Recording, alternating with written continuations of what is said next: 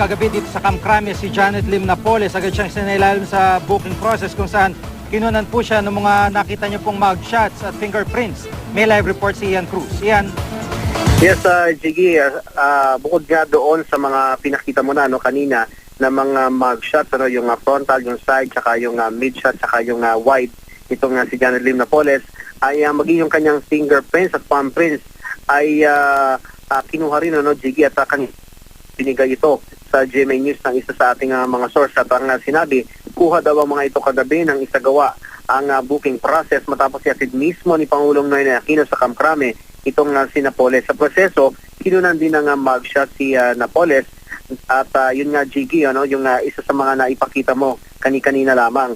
Jiggy, sa opisina sa National Headquarters ng PNP sa Camp Crame na natili magdamag si Napoles. Jiggy, ito yung building na nasa likuran mo lamang, at naroon daw yung mister ni Napoles na si retired Marine Major Jaime Napoles at yung kanyang mga kaanak. At Jiggy, kaninang hapon ay dumating din dito sa Camp Crame ang sheriff ng Makati RTC na naglabas nga ng warrant of arrest laban kay Napoles. Agad silang dumiretso sa CIDG NCR. Wala naman daw problema na dalhin si Napoles sa Makati City Jail, pero kinokonsidera ng CIDG NCR seguridad lalong at may mga banta umano kay Napoles. Tiniyak ng CIDG na walang VIP treatment dito nga kay Napoles. Susundin daw nila ang anumang utos ng korte kung saan ikukulong ang tinaguriang pasimuno ng pork barrel scam.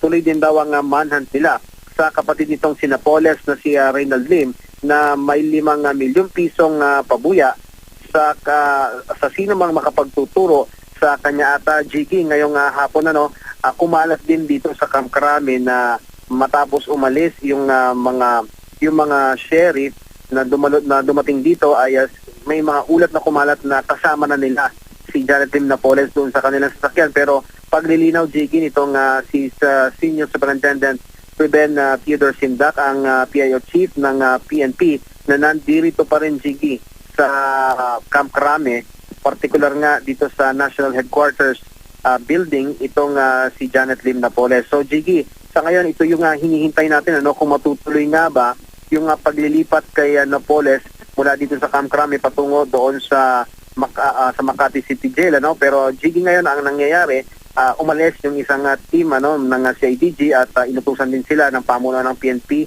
na tingnan yung pasilidad doon sa Makati kung maayos ba ito at aaralin din nila syempre yung kanilang ruta para malaman nila kung anong mga security preparations ang kanilang isasagawa para matiyak nila, Jiggy, na walang magiging aberya sa paglilipat dito kay Napoles. Pero kung sakasakali yan, Jiggy, na maililipat na nga si Napoles, dahil hanggang sa ngayon ay marami pang proseso nga na pinagdaraanan na ayaw nilang madaliin ito dahil kesa masakripisyo nga naman daw yung kalagayan itong si Napoles, lalo't may mga banta nga na sinasabing may banta sa kanyang buhay.